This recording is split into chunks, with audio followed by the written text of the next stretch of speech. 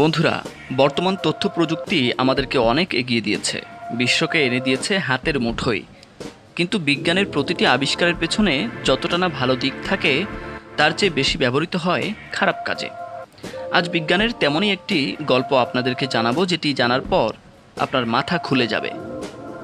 তো বন্ধুরা, আরএনবিডি টিউবের আরও একটি নতুন এপিসোডে আপনাদেরকে স্বাগতম। বন্ধুরা, আপনি হয়তো আধুনিক বিশ্বের সাথে তাল মিলিয়ে চলেন, আর যেহেতু এখন সকল কাজে ইন্টারনেট প্রয়োজন হয়, তাই আপনিও সবসময় নেটের মধ্যেই থাকেন। আর আপনি সচেতন থাকলেও আপনার পরিবারের বা আপনার পাশে থাকা বাচ্চাটি হয়তো এর খারাপ দিক বোঝে না। তাই বাচ্চাদের নেট ব্যবহার করতে দেওয়ার আগে আপনাকে কয়েকবার ভাবা উচিত। যা হোক, এবার আপনাদেরকে একটি সত্য ঘটনা বলি। মার্কিন যুক্তরাষ্ট্রের 16 বছরের এক কিশোরীর সঙ্গে কয়েক বছর আগে ইনস্টাগ্রামে পরিচয় হয়েছিল ঢাকার এক তরুণের। পরিচয় থেকে বন্ধুত্ব কৌশলে ঢাকার এই তরুণ মার্কিন ওই কিশোরীর নগ্ন ছবি দিতে চাপাচাপি করত। প্রথম দিকে নিজের কিছু নগ্ন ছবি দেয় ওই কিশোরী। এক পর্যায়ে ওই কিশোরী বুঝতে পারে সে চাইল্ড পর্নোগ্রাফি চক্রের পাল্লায় পড়েছে। পরে ওই কিশোরীর সামাজিক যোগাযোগ মাধ্যম ফেসবুকের মাধ্যমে বিষয়টি জানায় ঢাকার counter terrorism and transnational crime CTTC ইউনিটের সাইবার ক্রাইম ইনভেস্টিগেশন বিভাগের কাছে। সাইবার ক্রাইম বিভাগ দীর্ঘ প্রায় 8 মাস অনুসন্ধান চালিয়ে ভয়ঙ্কর এক চাইল্ড পর্নোগ্রাফি চক্রের সন্ধান পায়। গত বৃহস্পতিবার অর্থাৎ 15 অক্টোবর 2020 তারিখে এই চক্রের 3 সদস্যকে গ্রেফতার করে।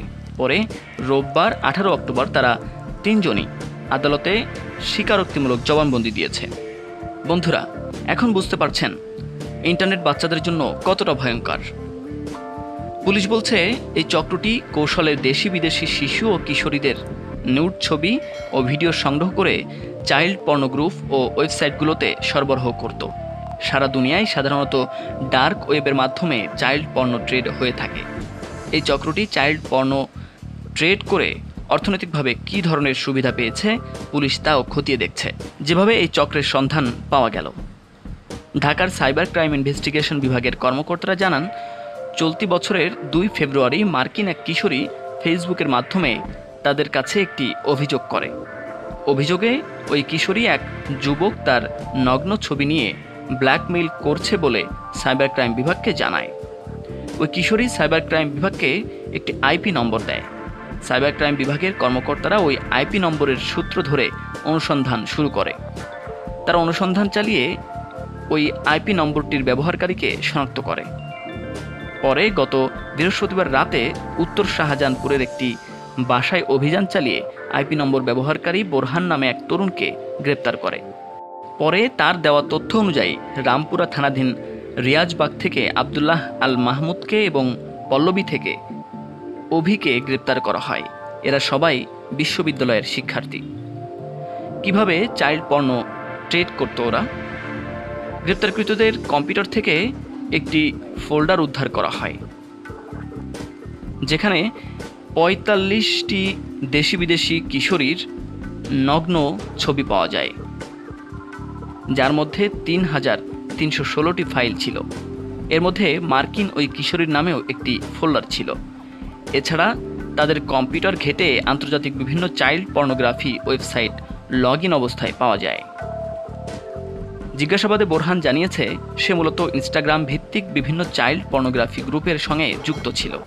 ইনস্টাগ্রামে চাইল্ড পর্নো গ্রুপগুলো শার্ট আউট নামে পরিচিত।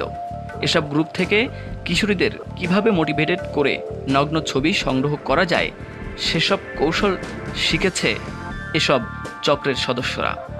পরে এই কৌশল প্রয়োগ করে কিশোরীদের নগ্ন ছবি সংগ্রহ করে চাইল্ড পর্নোগ্রাফি গ্রুপগুলোতে আপলোড করত এরা। এছাড়া বোরহানের আয়ত্তে থাকা অবস্থায় তার 6টি ফেক ইনস্টাগ্রাম আইডি উদ্ধার করেছে পুলিশ এবং একাধিক ফেক মেইল আইডিও উদ্ধার করা হয়েছে।